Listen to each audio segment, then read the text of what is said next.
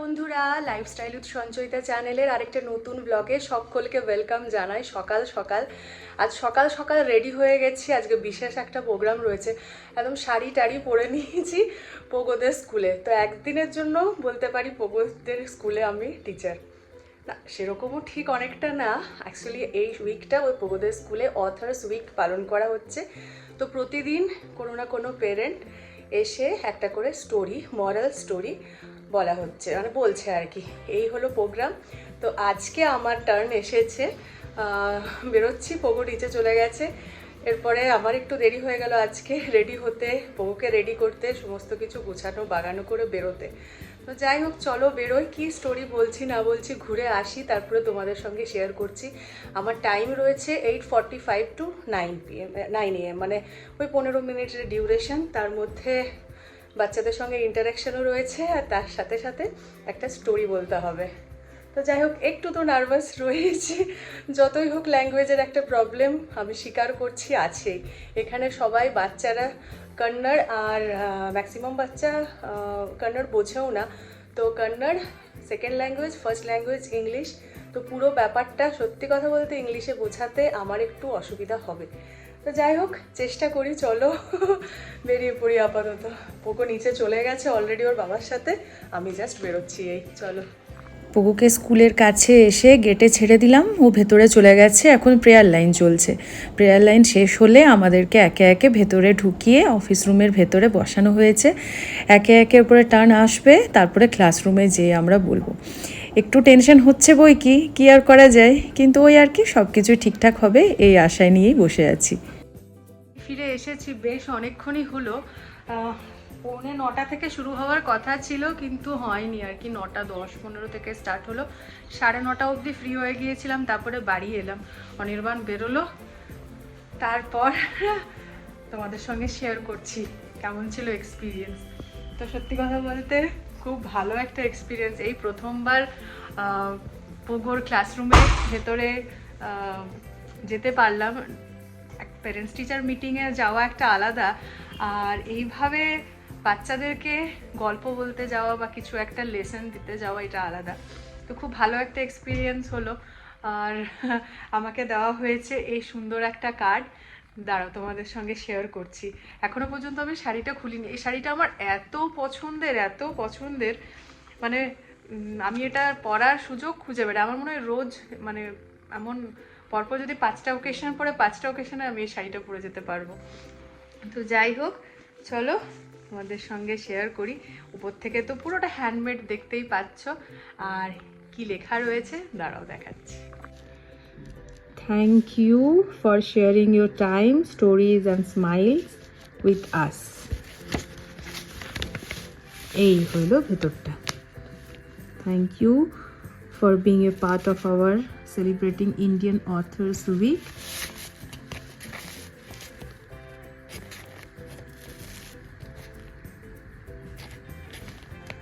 ভীষণ সুন্দর, এটা রইলো আমার কাছে। 6:30 নাগাদ ওঠা হয়, কিন্তু আজকে যেহেতু বেরোনোর ব্যাপারটা ছিল, একটু জলদি ওঠা হয়েছে। এবার চোখগুলো আমার জ্বালা করছে, এত ঘুম পাচ্ছে না। কিন্তু মানে কোনো উপায় নেই। অলরেডি 10:30 বেজেই গেছে, আমার এক্সারসাইজের টাইমও আপ হয়ে গেছে। তারপর আবার উপরন্তু আমাদের অনেকগুলো প্রবলেম একসঙ্গে চলছে। একটার পর একটা বলে না, প্রবলেম শুরু হলে আর শেষ হতে চায় না, তার সঙ্গে অ্যাড অন হতেই থাকে। তো জলের সমস্যা তো হচ্ছিলই। এরপর আমরা কাবেরী নদীর ট্যাঙ্কার আসছে ঠিকই, কিন্তু ফোর্স জানি না কেন আসছে না। সেজন্য প্লাম্বারকে ফোন করা হয়েছে, মানে ওনারকেই ফোন করেছি, ওনার আবার প্লাম্বারকে ফোন করেছে, তারও আবার আসার কথা। তারপরে আমাদের মনে হচ্ছে যেন ওয়াশিং মেশিনটা তো প্রবলেম করছে লাস্ট 2-3 দিন ধরে। জলটা ঠিক মানে টানছে না। এবার সেটা জলের ফোর্সের প্রবলেম না ওয়াশিং মেশিনের প্রবলেম সেটা বুঝতে পারছি না। এবার প্রচুর জামা কাপড় জড়ো হয়ে আছে। এই হলো সমস্যা 2 নম্বর। 3 নম্বর সমস্যা হচ্ছে কাল সন্ধ্যাবেলা থেকে আমাদের ইন্টারনেট পরিষেবা বন্ধ, রেড হয়ে আছে। আর মোটামুটি তখন বললো যে 5-6 ঘন্টার জন্য প্রবলেম হচ্ছে, কাজ চলছে, ঠিক হয়ে যাবে। আজ সকালবেলা অবধিও একই রকম সেই মেসেজই এসছে। আমাদের ফোন যেহেতু পোস্টপেড কানেকশন করা রয়েছে, তাহলে আনলিমিটেড নেট ফোনে রয়েইছে, কিন্তু মানে ওটা স্পিড আর ব্রডব্যান্ড কানেকশনের স্পিডের মধ্যে অনেক ফারাক রয়েছে। তো এই হলো সমস্যা। একটু ঘুমাবো ভাবছিলাম, কিন্তু সেটাও হবে না, কারণ 11:30 নাগাদ ওই ওয়াশিং মেশিনের মিস্ত্রি আসবে। তার আগে স্নান টানটা চুকিয়ে নেওয়া যাক, কারণ এসে 11:30 বলছে, ডট 11:30 আসবে কিনা তারও কোনো ঠিক নেই। আধ ঘন্টা 1 ঘন্টা যদি লাগে, তারপর আমাকে আবার বেরোতে হবে পোকোকে আনতে। তো সবে মিলে আর ঘুমটা হচ্ছে না।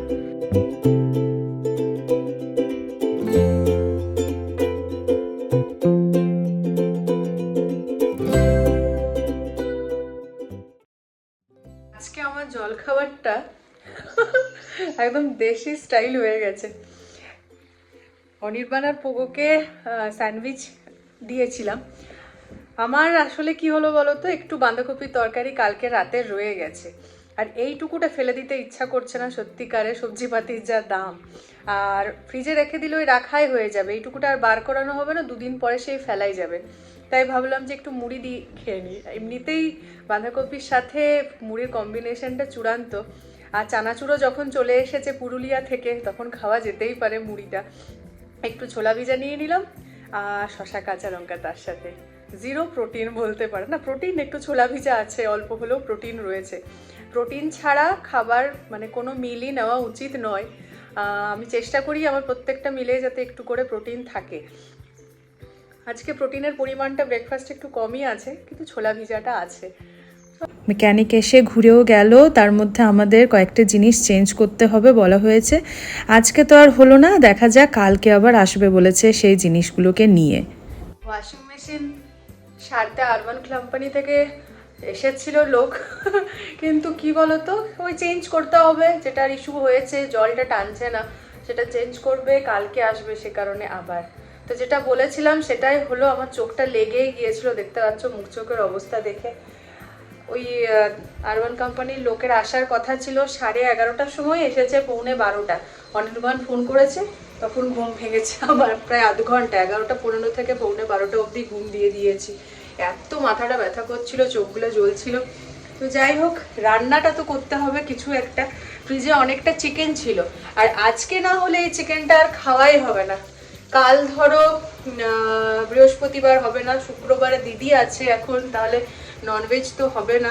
শনিবারে আমরা একটা জায়গা ঘুরতে যাব, আবার রবিবারে কি হবে জানি না। রবিবারও বিকেলবেলায় প্রোগ্রাম রয়েছে পিকুদের ওখানে, ভাইদের বাড়িতে। সোমবারে তো শ্রাবণ মাসের সোমবার পড়ে যাচ্ছে, মঙ্গলবারে বিপদ তারিণী করার আছে। মানে এই সবে মিলে আর কি, এটা কবে হতো জানি না।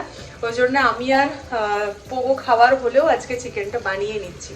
তো সে কারণে চিকেনটা একদম শর্টকাটে বানাচ্ছি।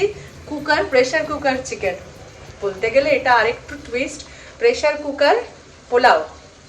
কারণ এটার মধ্যে চিকেনটা কষা হয়ে গেলে এটার মধ্যে আমি রাইসটাও দিয়ে দিচ্ছি উপর থেকে, একটু ঘি ছড়িয়ে একসঙ্গে প্রেশার কুকারে কুক করে দেবো।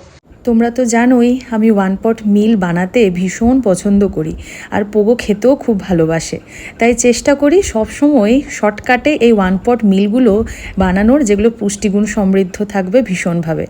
আজকের মিলটাও ঠিক সেই রকমই, চিকেন দিয়ে বানানো আমার 1 পট মিল। কি বলো তো, জবে থেকে আমার এই ভ্যাকুয়াম ক্লিনার কাম মপিংটা এসেছে, এত ভালো কাজ হচ্ছে আর আমার সময় বাঁচছে, সেটা আর মানে বলার অপেক্ষা রাখে না। খুব ভালো, মানে একসাথে দুটো কাজ তো হয়েই যাচ্ছে, আর ভীষণ কম লেবার দিতে হচ্ছে, আর একেবারে ডিপ ক্লিনিং আমি রোজ করতে পারছি, যেটা হয়তো মানে কি বলবো বছরেও একবার হয় কিনা কে জানে। এত পরিমাণে ধুলা আমাদের আশেপাশে রয়েছে, আর সেটা কেমন ইজিলি আমি মানে ঝটফট রেগুলার ক্লিনিংয়ের মধ্যে করে নিতে পারছি। ভীষণ দরকার ছিল এটা আমাদের বাড়ির জন্য, কারণ মানে কি বলবো, আমাদের আশেপাশে এতটা আগে ধুলা ছিল না। চারদিকে দেখেছো তোমরা, এত কনস্ট্রাকশনের কাজ চলছে, প্রচুর ধুলা, ঘরের ভেতরে, কার্পেটে, মানে চারদিকে প্রচুর ধুলা।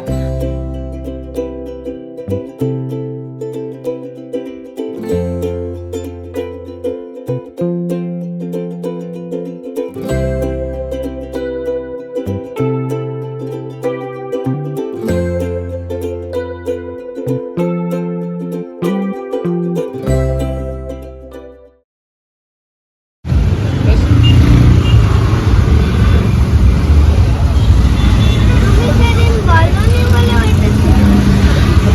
বলেছিলাম, তাও বললো যে বানানো আছে। বাড়ি ফিরে চলে এসেছি, পোগোকে স্নান টান করানো হয়ে গেছে, খাবার বাড়তে এলাম। বেশ সুন্দর হয়েছে, একেবারে ঝুড়ো ঝুড়ো। বিরিয়ানি বলবো না, কারণ বিরিয়ানির মশলাটা আমি দিইনি এখানে। উপর থেকে বেশ কিছুটা ঘি আর তার সঙ্গে ধনে পাতা কুচি অ্যাড করে দিলাম। ভালো তো হয়েছেই, আর তার সঙ্গে পোগোর কাছে এটা বিরিয়ানির চেয়ে কিছু কম নয়। যাই হোক, চলুন খাবারটা গরম গরম সার্ভ করে নিই। এটার সঙ্গে একটু ভাবছি দই আর শশা কুচিয়ে নেব, তাহলেই একেবারে গরম গরম পুষ্টিগুণে সমৃদ্ধ চিকেন পোলাও আমার রেডি। কেমন লাগছে বলুন তো? আপনারাও ট্রাই করে একবার দেখতেই পারেন। একেবারে ঝামেলা মুক্ত ওয়ান পট মিল, যেটা পুষ্টিগুণে সমৃদ্ধ, টাইম, গ্যাস সমস্ত কিছুর অপচয় থেকে আপনাকে দূরে রাখবে। সুবিধাগুলো আছে বলে আমরা বেঁচে আছি আর কি। কি বলতো, কালকে পোগোদের স্কুলে ফ্রুট নিয়ে যেতে বলেছে, মাস্ক মেলন, মানে ওটা দিয়ে একটা স্পিচ হবে বলানো, আর তার সঙ্গে মাস্ক মেলন সম্পর্কে মানে তার বেনিফিটস আলোচনা হবে। মাস্ক মেলন বাচ্চাদেরকে খেতে বলা হবে।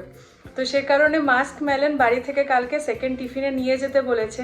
আর আমরা যেহেতু মাস্ক মেলন খাই না, মানে সত্যি কথা বলতে টেস্ট পছন্দ হয়নি, চেষ্টা করেছি খাওয়ার, সব ফলের টেস্ট তো ভালো হয় না আর কি, সবার ভালো লাগে না, তাহলে আনা হয় না সেভাবে। এরপরে আমি বেমালুম ভুলে গেছি। এই সন্ধ্যাবেলায় যখন আমি চেক করছি, আমার ফোনে মোটামুটি জেপ্টো আর ব্লিঙ্কিটই আছে, সেগুলো থেকেই 5 মিনিটস ডেলিভারি, 10 মিনিটস ডেলিভারি হয়ে যায়। তো দুটোতেই দেখছি নেই, আউট অফ স্টক। এরপরে কি করা যায়? সকালবেলা তো যখন 8টার সময় যাব, রাস্তায় কিনে কেটে টিফিন বক্সে ভরে ধুয়ে দেওয়া তো ইম্পসিবল ব্যাপার। তো আরেকটা রয়েছে বিগ বাস্কেট, সেটাতে অর্ডার করলো। জোজোকে বললাম অর্ডার করতে, কারণ আমার ফোনে বিগ বাস্কেটের অ্যাপ নেই। তো জোজো অর্ডার করে দিল। দেখো এখন বাজছে প্রায় 9:30, আমার পৌঁছে গেছে জিনিস নিশ্চিন্তি। অনির্বাণ এখনও আসেনি। অনির্বাণ ফোনে তো সব অ্যাপ রয়েছে, মানে যেগুলো দরকার নেই সেই সব অ্যাপ রয়েছে, কিন্তু ও এখনও পর্যন্ত বাড়িই ফেরেনি। অফিসে প্রচুর এখন চাপ চলছে আর কি। তো যাই হোক, চলো, চলে এসেছে মাস্ক মেলন। খাবে তো? হ্যাঁ, এসে গেছে melon. It is oval in shape, oval. Okay, circle বলে না বেটা, রাউন্ড আর না হলে ওভাল, ঠিক আছে? আর rough from outside and yellowish green, the color কি কালার আছে? yellowish green, ঠিক তো? from outside and yellow or orange from inside. Okay, summer fruit, এটা হচ্ছে কি? Summer fruit, like mango. You like musk melon? কাল স্কুলে খেতে হবে, তুমি কি শুধু নিয়ে যাচ্ছ? ও আচ্ছা, আমি শুনো না, একটা অপশন দিচ্ছি, দুটো টিফিন বক্স দেবো স্ন্যাক্সের। ওকে, সেকেন্ড টিফিনের জন্য একটাই মাস্ক মেলন দেবো, আর একটা যেমনি বানানা ড্রাই ফ্রুটস নিয়ে যাও সেটা দিয়ে দেবো, ঠিক আছে? যদি তোমার মনে এটা যদি খেতে ভালো লাগে তাহলে ওইটা রেখে দেবে, বানানাটা রেখে দেবে, আর না হলে এটা যদি না খেতে চাও তখন বানানাটা খাবে। ঘরে এসে না, ম্যাম হয়তো 1 পিস 2 পিস খেতে বলতে পারে। তোমার স্টোরিটা কেমন লেগেছিল স্কুলে? ভালো, তাই? সবার পছন্দ হয়েছে? তোমার ফ্রেন্ডসদের বলছিল? সৌজন্য মাম্মা বলছিল? ওই আগে না আমি এমনি করেছিলাম, দিয়ে বলে দেন হুন বললো, এবার সৌজন্যের মামা দিয়ে বলে এমনি। তো দিদিরা গেছে পিকুদের বাড়ি, ভাইয়ের বাড়িতে, ওখানে চলে আসবে কিছুক্ষণের মধ্যেই। আর কালকে তো রয়েছে একটা বিশেষ দিন, কালকে তো রথযাত্রা। তো গত 2 বছরের মতো এই বছরও আমাদের বাড়িতে রথযাত্রার প্রোগ্রাম রয়েছে, হোক না ব্যাঙ্গালোর, কিন্তু রথযাত্রা আমাদের বাড়ি থেকে প্রোগ্রাম রয়েছে, রথ বেরোবে আমাদের বাড়ি থেকে। তো কালকে একটা ছোট্টখাট্ট অনুষ্ঠান বলতে গেলে বাড়িতে রয়েছে, অনেকেই আসবে, মামা বাড়ি থেকে তো সবাই আসছে, তারপরেও আরও অনেকে আসবার আছে। রাত্রিবেলায় একটু খাওয়া দাওয়ার আয়োজন করা হবে নিরামিষের মধ্যেই আর কি।